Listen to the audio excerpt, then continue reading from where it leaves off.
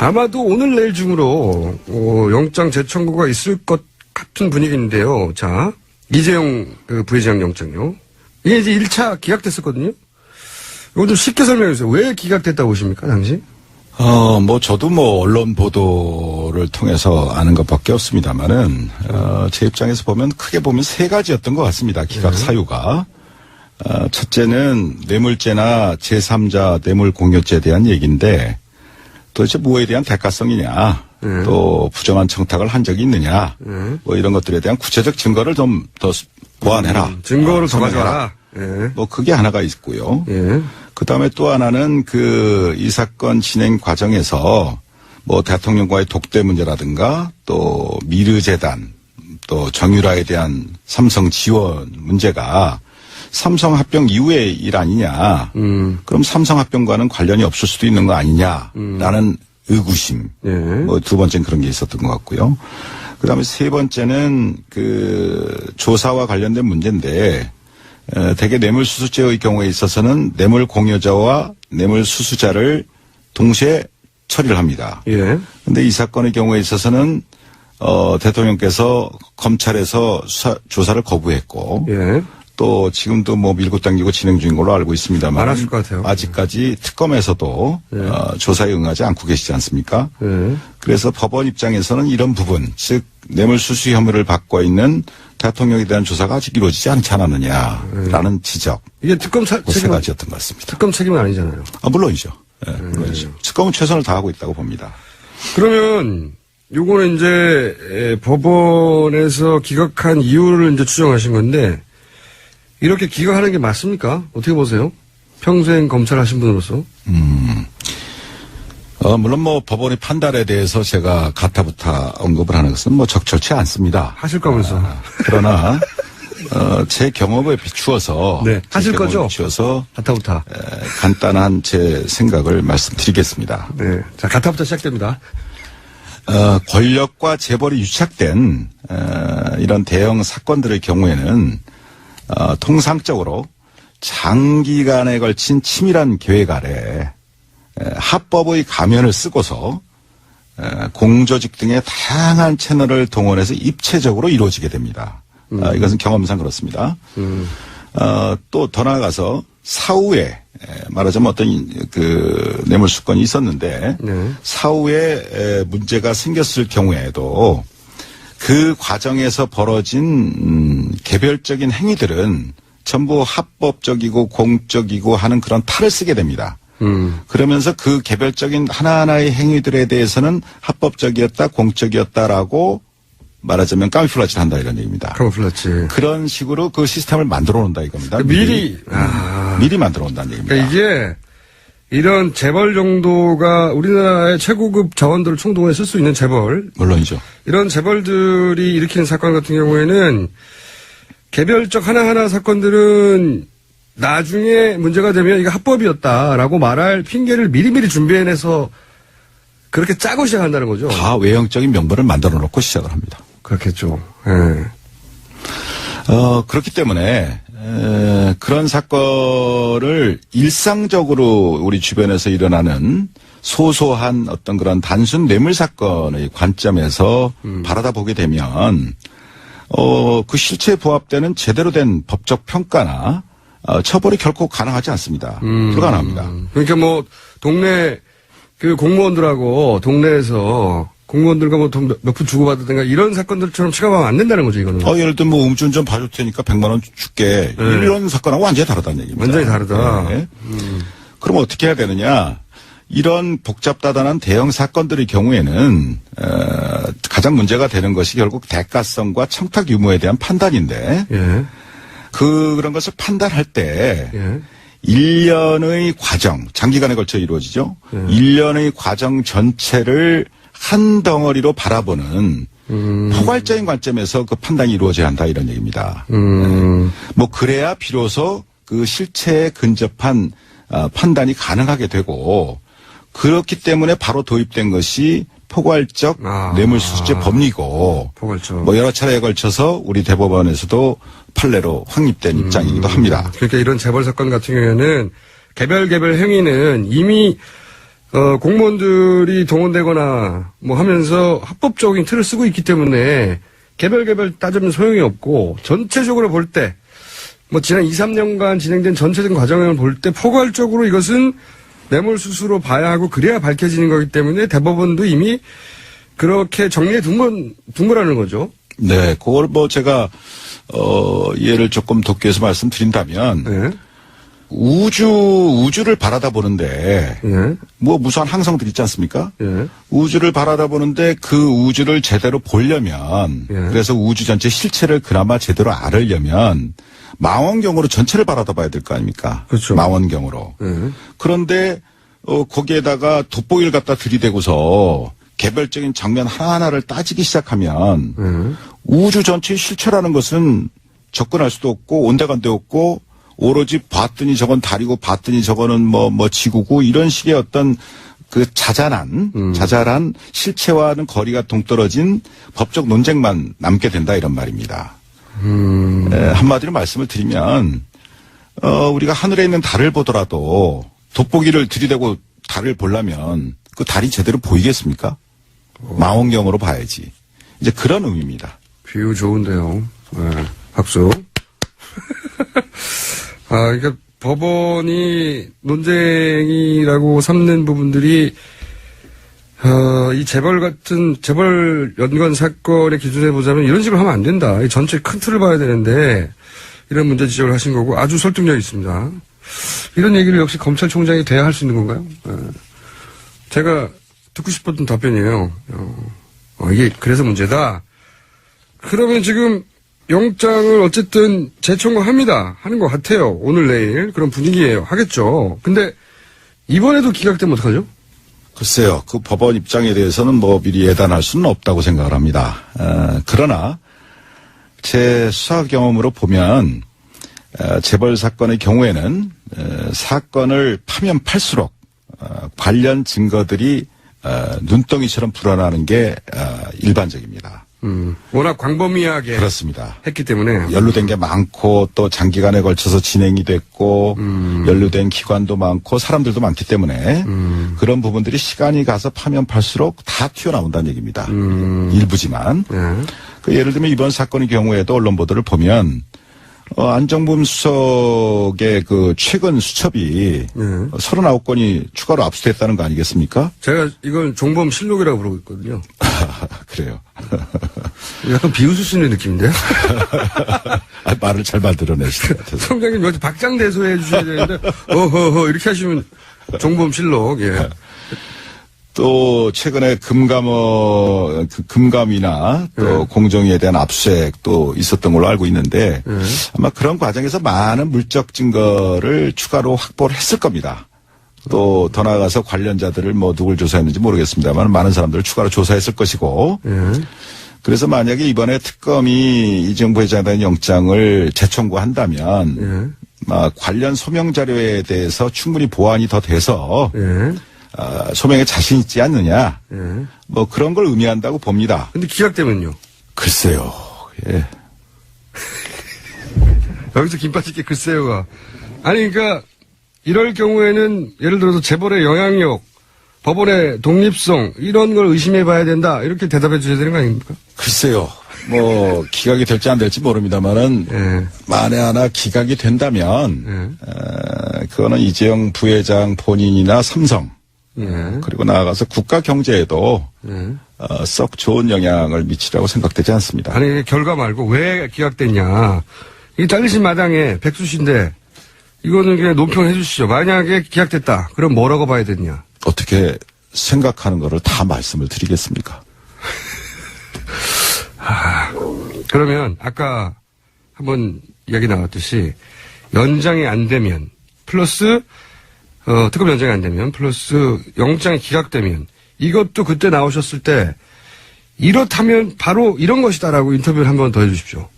하시는 거 봐서 생각해 보겠습니다. 너무 깐깐하시네. 나오신다고 하시지. 자, 저는 약속 받은 걸로 하겠습니다. 자, 그러면은 해석은 자유십니다. 아마 나오시게 될 겁니다. 마침 또 에버랜드 수사를 하신 적이 있잖아요. 그때 그 구속 기소도 하신 걸로 기억하는데 에버랜드 사건과 지금 이번 삼성 사건과는 같은 거 아닙니까? 결국은? 그 당시에 제가 2003년도에 서울지검 특수 2부장을 할 때 에버랜드 사건을 공소시효 임박해서 처리한 적이 있습니다. 예. 물론 그 당시에도 여러 가지 많은 안팎의 어려움이 있었기 때문에 구속 못했습니다. 구속 못하셨어요? 구속 못했고 당시에 에버랜드 사장하고 경영지원본 실장인가 그 임원하고 그 두 분만 공소시효 문제 때문에 공소시효 문제 때문에 일단 분리 기소를 해서 이건희 등 나머지 주요 공범들에 대한 공소시효를 정지한 적이 있습니다. 그만큼 어렵구나. 상당히 어려운 겁니다. 삼성은 워낙 재벌 상대 수사라는 것이. 근데 뭐 오래된 일이지만 거기에 대해서 한번 제가 이번 삼성물산과 제일모직 합병권 관련한 사건과 차이점. 에버랜드 사건의 차이점에 대해서 한번 좀 저 혼자 생각을 좀 해봤습니다. 예. 본질적인 차이가 있습니다. 두 사건에는. 그래요? 네. 어떻게 있습니까? 물론 삼성그룹의 지배권을 승계시키거나 강화한다는 측면, 또 그로 인해서 경제적인 이득을 봤다는 면, 뭐 그런 것은 공통점이 있습니다. 그렇죠. 그래서 같아 보이는데. 네. 그러나 에버랜드 사건의 경우는 우선 삼성 계열사, 그러니까 삼성그룹 내부죠. 삼성 계열사와 그 투자자들만 손해를 본 사건입니다. 그렇죠. 일반 국민이 아니고. 그렇죠. 삼성 계열사와 그 투자자들, 즉 에버랜드의 주주들입니다. 이 사람들이. 그러니까 삼성 계열사가. 그럼 삼성 계열사가 손해를 보면서 본 사건인데 삼성 계열사가 손해를 보니까 삼성 계열사에 투자한 투자자들도 손해를 보게 된다는 거죠. 그렇죠. 그런 의미에서 삼성 계열사와 그 투자자들만 손해를 봤죠. 범위가 그 정도인데 손해 범위가. 그다음에 그 일련의 과정에서 보면 삼성그룹 내부의 문제였기 때문에 삼성 내부 임원들만이 여기에 가담을 했습니다. 또 동원이 됐고. 직접 가담한 사람들. 그렇죠. 근데 에버랜드 사건은 그렇다 이겁니다. 근데 이번 사건의 경우를 보면 이 2,100만 명 말이 그렇지 이게 천문학적인 인원 아닙니까? 국민의 반인데 2,100만 명이 넘는 국민연금 가입자 전체가 잠재적인 손해자가 됐단 말입니다. 손해를 봤단 말입니다. 맞죠. 예. 그 다음에 그 수법을 보더라도 단순히 그 삼성그룹 내부의 문제로 해치운 게 아니라 뇌물 공여까지 해가면서 국가기관을 총동원 했다 이겁니다. 그게 본질적인 차이가 있어요. 예리한 분석입니다. 이거. 그러니까 손해의 범위 또 수법 면에서 두 사건은 굉장한 차이가 있다. 즉 한마디로 손해의 범위는 굉장히 국민 대다수로 광범위해졌고 또 수법 또한 매우 대담해졌다 이겁니다. 그래서 제가 이전에 에버랜드 사건을 수사했던 경험과 이번에 언론 보도를 통해서 쭉 느껴지는 것은 재벌들을 처벌해야 할 때 제대로 처벌하지 않으면 시간이 갈수록 그 폐해는 그 손해는 더욱 커지고 또 그 수법 또한 아주 악질적으로 진화한다 이러는 겁니다. 방법이 굉장히 진화한다 이거예요. 법보다도 더 앞서갑니다. 굉장히 예리한 이런 얘기를 들어본 적이 없어요. 검찰총장이 괜히 되신 게 아니네요. 6개월밖에 안 했지만. 완전 설득되고 있습니다. 그렇죠. 더 대담해지고 더 악질적으로 변했어요. 그런데 이번에도 틀림없이 얘기 나올 텐데 이 재벌 총수 구속하면은 국가 경제 악영향이 있다 이러면서 이제 구속하지 말라고 그러잖아요. 이 부분은 직접 재벌 총수를 구속시켜본 경험이 있는 분으로서 어떻게 생각하십니까? 네, 제가 경험한 바에 의하면 저는 이제 정몽구 회장을 그때 직접 중수부에서 구속을 한 적이 있고 최태원 김승련 회장 이런 분들은 이제 예하청에서 구속할 때 제가 지휘라인에 있고 그랬습니다마는 그 재벌 총수를 구속을 할 때마다 전 일간지에 전면 광고가 나갑니다. 맞아요. 국가경제. 그러면서 거기서 국가경제가 항상 나오고 그 다음에 우리 총수가 구속이 되면 기업 가치가 하락하고 또 대신료가 추락돼서 그 회사는 물론이고 국가경제도 어려워진다. 협박이죠, 협박. 이런 식의 기사와 광고가 횡행합니다. 지금도 삼성 이재용 부회장 얘기할 때 종편에서는 끊임없이 그 논리를 갖다 대요. 그렇습니다. 그런데 지난 경험입니다만은 정몽구, 최태원, 김순년 등 그 재벌 총수가 구속된 이후에 구속된 이후에 뭐 현대자동차든 SK든 한화그룹이든 기업 가치가 하락하거나 또는 대외 신인도가 추락해서 국가 경제가 더 어려워졌었습니까? 그렇다고 아니죠. 생각하세요? 아니죠. 아닙니다. 그렇죠. 예. 아, 이거는 실제 사례를 들어서 반박하면 되는군요. 아하. 그러면 삼성 부회장이, 이재용 부회장이 구속됐다. 그러면은 어떤 영향이 있을까요, 국경제에? 예, 아까 말씀드린 거 관련해서 결과적으로는 오히려 해당 기업의 투명성이나 신뢰도를 높이는데 기여했다고 보는 쪽이 일반적인 시각이라고 생각합니다. 좀 더 구체적으로 말씀해 주세요. 그래서 만약에 이번 삼성 부회장 건에 대해서도 예. 제대로 원칙대로 수사가 돼서 처리가 이루어진다면 예. 여러 가지 전 좋은 순기능도 있다고 생각을 합니다. 예. 구체적으로. 우선 그 이재용 부회장 혼자만의 생각으로 지금 이번 일이 벌어졌겠습니까? 그럴 리가 없죠. 예. 그럴 리가 없죠. 예. 무수한 법률가들 또 많은 전문가들이 예.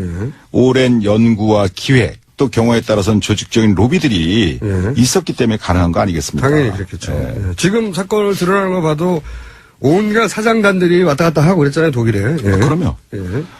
그런데 예를 들면 이재용 부회장이 원칙대로 구속이 된다면 예. 삼성 내부에서도 예. 다시는 이런 식의 발상이나 시도는 엄두도 못 내는 상황이 될 거다 이런 얘기입니다.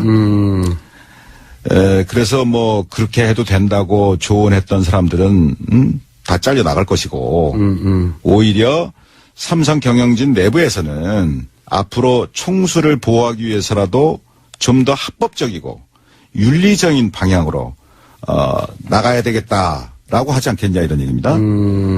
그랬을 때 결과적으로는 삼성이라는 그 글로벌 기업 입장에서 보면 예.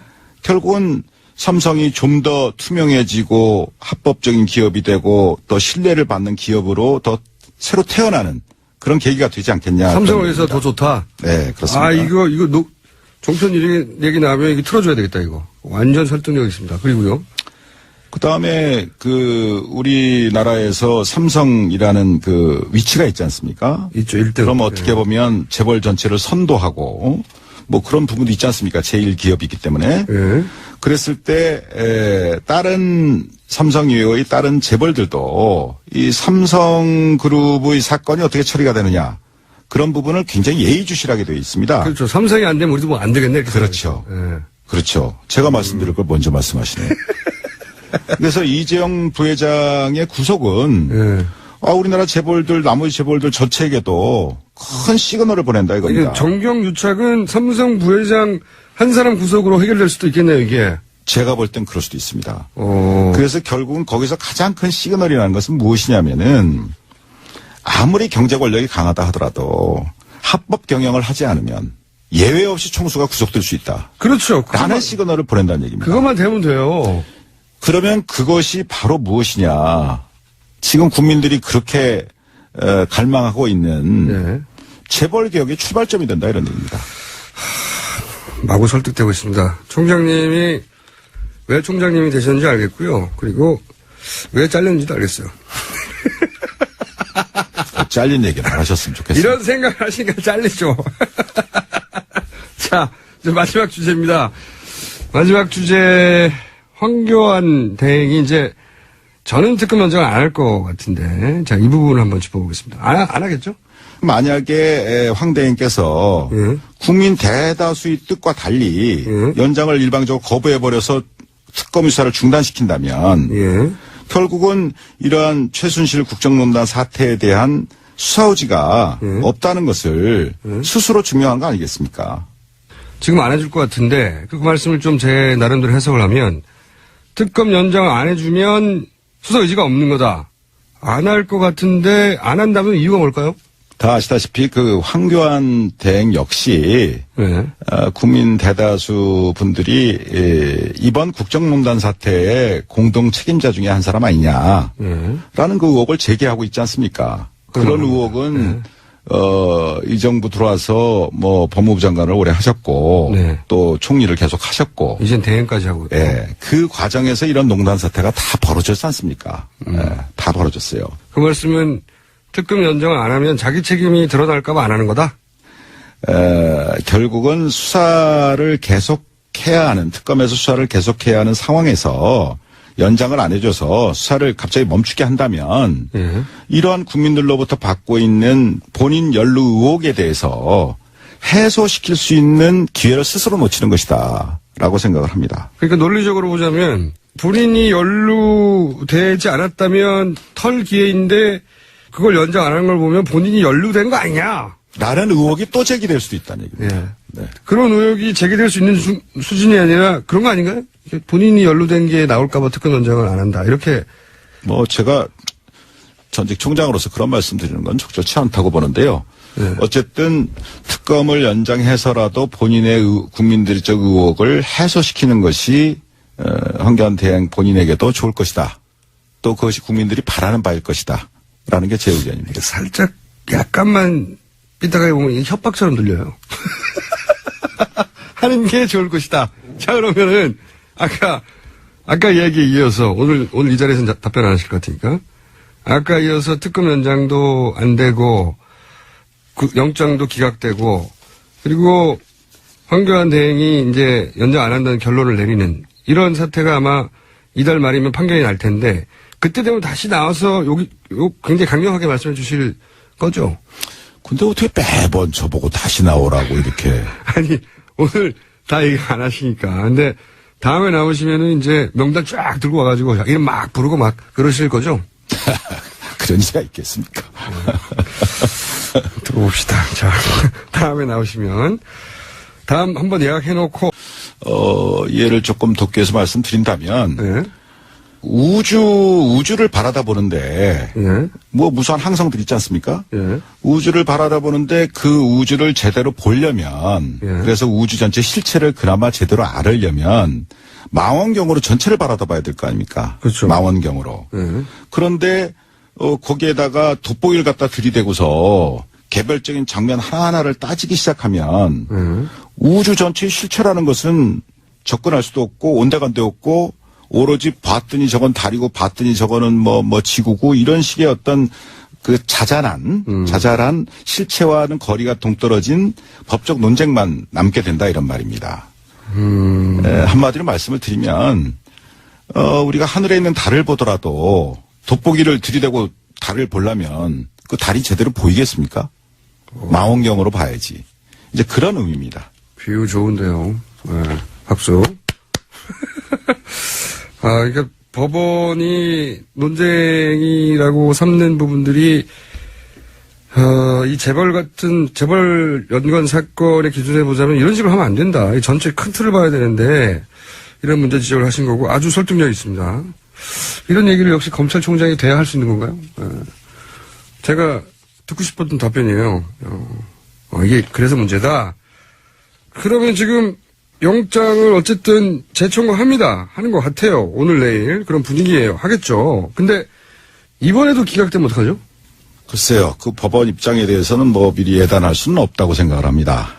그러나 제 수사 경험으로 보면 아마도 오늘 내일 중으로 영장 재청구가 있을 것 같은 분위기인데요. 자, 이재용 그 부회장 영장요. 이게 이제 1차 기각됐었거든요. 이거 좀 쉽게 설명해 주세요. 왜 기각됐다고 보십니까, 당시? 저도 언론 보도를 통해서 아는 것밖에 없습니다만은, 제 입장에서 크게 보면 세 가지였던 것 같습니다. 기각 사유가. 첫째는 뇌물죄나 제3자 뇌물 공여죄에 대한 얘기인데, 도대체 뭐에 대한 대가성이냐, 또 부정한 청탁을 한 적이 있느냐, 뭐 이런 것들에 대한 구체적 증거를 좀 더 보완해라. 증거를 더 가져와라. 예. 그게 하나가 있고요. 예. 그 다음에 또 하나는 이 사건 진행 과정에서 대통령과의 독대 문제라든가 또 미르재단 또 정유라에 대한 삼성 지원 문제가 삼성 합병 이후의 일 아니냐. 그럼 삼성 합병과는 관련이 없을 수도 있는 거 아니냐라는 의구심. 예. 두 번째는 그런 게 있었던 것 같고요. 그다음에 세 번째는 그 조사와 관련된 문제인데 대개 뇌물수수죄의 경우에 있어서는 뇌물 공여자와 뇌물 수수자를 동시에 처리를 합니다. 예. 근데 이 사건의 경우에 있어서는 대통령께서 검찰에서 조사를 거부했고 예. 또 지금도 뭐 밀고 당기고 진행 중인 걸로 알고 있습니다만 안 하실 것 같아요. 아직까지 특검에서도 조사에 응하지 않고 계시지 않습니까? 예. 그래서 법원 입장에서는 이런 부분, 즉 뇌물수수 혐의를 받고 있는 대통령에 대한 조사가 아직 이루어지지 않지 않았느냐라는 지적. 이게 특검 그 세 책임, 가지였던 것 같습니다. 특검 책임은 아니잖아요. 물론이죠. 예, 물론이죠. 특검은 최선을 다하고 있다고 봅니다. 그러면 요거는 이제 법원에서 기각한 이유를 이제 추정하신 건데 이렇게 기각하는 게 맞습니까? 어떻게 보세요? 평생 검찰 하신 분으로서. 물론 뭐 법원의 판단에 대해서 제가 가타부타 언급을 하는 것은 뭐 적절치 않습니다. 하실 거면서. 그러나 제 경험에 비추어서 네, 하실 거죠? 비추어서 가타부타. 간단한 제 생각을 말씀드리겠습니다. 네. 자, 가타부터 시작됩니다. 권력과 재벌이 유착된 이런 대형 사건들의 경우에는 통상적으로 장기간에 걸친 치밀한 계획 아래 합법의 가면을 쓰고서 공조직 등의 다양한 채널을 동원해서 입체적으로 이루어지게 됩니다. 이것은 경험상 그렇습니다. 또 더 나아가서 사후에 말하자면 어떤 그 뇌물수건이 있었는데 네. 사후에 문제가 생겼을 경우에도 그 과정에서 벌어진 개별적인 행위들은 전부 합법적이고 공적이고 하는 그런 탈을 쓰게 됩니다. 그러면서 그 개별적인 하나하나의 행위들에 대해서는 합법적이었다, 공적이었다라고 말하자면 까미플라치를 한다 이런 얘기입니다. 카모플라치. 그런 식으로 그 시스템을 만들어 놓는다 이겁니다. 미리 만들어 놓는다는 얘기입니다. 그러니까 이게 이런 재벌 정도가 우리나라의 최고급 자원들을 총동원해 쓸 수 있는 재벌. 물론이죠. 이런 재벌들이 일으키는 사건 같은 경우에는 개별적 하나하나 사건들은 나중에 문제가 되면 이게 합법이었다라고 말할 핑계를 미리미리 준비해내서 그렇게 짜고 시작한다는 거죠. 다 외형적인 명분을 만들어 놓고 시작을 합니다. 재벌 사건의 경우에는 사건을 파면 팔수록 관련 증거들이 눈덩이처럼 불어나는 게 일반적입니다. 워낙 광범위하게 그렇습니다. 했기 때문에 연루된 게 많고 또 장기간에 걸쳐서 진행이 됐고 연루된 기관도 많고 사람들도 많기 때문에 그런 부분들이 시간이 가서 파면 팔수록 다 튀어나온다는 얘기입니다. 일부지만. 네. 그 예를 들면 이번 사건의 경우에도 언론 보도를 보면 안정범 수석의 그 최근 수첩이 39건이 추가로 압수됐다는 거 아니겠습니까? 제가 이걸 종범 실록이라고 부르고 있거든요. 그래요. 약간 비웃을 수 있는 느낌인데요. 말을 잘 만들어내시는 것 같아서. 성장님 여기 박장대소 해주셔야 되는데 어허허 이렇게 하시면 종범 실록. 예. 또 최근에 금감이나 또 공정위에 대한 압수수색도 있었던 걸로 알고 있는데 아마 그런 과정에서 많은 물적 증거를 추가로 확보를 했을 겁니다. 또 더 나아가서 관련자들을 뭐 누굴 조사했는지 모르겠습니다만 많은 사람들을 추가로 조사했을 것이고 그래서 만약에 이번에 특검이 이정부 회장에 대한 영장을 재청구한다면 관련 소명 자료에 대해서 충분히 보완이 더 돼서 소명에 자신 있지 않느냐 뭐 그런 걸 의미한다고 봅니다. 근데 기각되면요? 글쎄요. 예. 여기서 김 빠질게 글쎄요가. 아니 그러니까 이럴 경우에는 예를 들어서 재벌의 영향력, 법원의 독립성 이런 걸 의심해 봐야 된다 이렇게 대답해 주셔야 되는 거 아닙니까? 글쎄요. 뭐 기각이 될지 안 될지 모릅니다만은 만에 하나 기각이 된다면 그렇겠죠. 그렇기 때문에 그런 사건을 일상적으로 우리 주변에서 일어나는 소소한 어떤 그런 단순 뇌물 사건의 관점에서 바라다 보게 되면 그 실체에 부합되는 제대로 된 법적 평가나 처벌이 결코 가능하지 않습니다. 불가능합니다. 그러니까 뭐 동네 그 공무원들하고 동네에서 공무원들과 뭐 돈 몇 푼 주고받았던가 이런 사건들처럼 취급하면 안 된다는 거죠, 이거는. 예를 들면 뭐 음주운전 봐줄 테니까 100만 원 줄게. 이런 사건하고 완전히 다르다는 얘기입니다. 완전히 다르다. 네. 그럼 어떻게 해야 되느냐. 이런 복잡다단한 대형 사건들의 경우에는 가장 문제가 되는 것이 결국 대가성과 청탁 유무에 대한 판단인데 예. 그런 것을 판단할 때 예. 1년의 과정, 장기간에 걸쳐 이루어지죠. 1년의 과정 전체를 한 덩어리로 바라보는 포괄적인 관점에서 그 판단이 이루어져야 한다 이런 얘기입니다. 뭐 그래야 비로소 그 실체에 근접한 판단이 가능하게 되고 그렇기 때문에 바로 도입된 것이 포괄적 뇌물수수죄 법리고 포괄적. 뭐 여러 차례에 걸쳐서 우리 대법원에서도 판례로 확립된 입장이기도 합니다. 그러니까 이런 재벌 사건 같은 경우에는 개별 행위는 이미 공무원들이 동원되거나 뭐 하면서 합법적인 틀을 쓰고 있기 때문에 개별 따지면 소용이 없고 전체적으로 볼 때 뭐 지난 2, 3년간 진행된 전체적인 과정을 볼 때 포괄적으로 이것은 뇌물수수로 봐야 하고 그래야 밝혀지는 거기 때문에 대법원도 이미 그렇게 정리해 둔 거라는 거죠. 네, 그걸 뭐 제가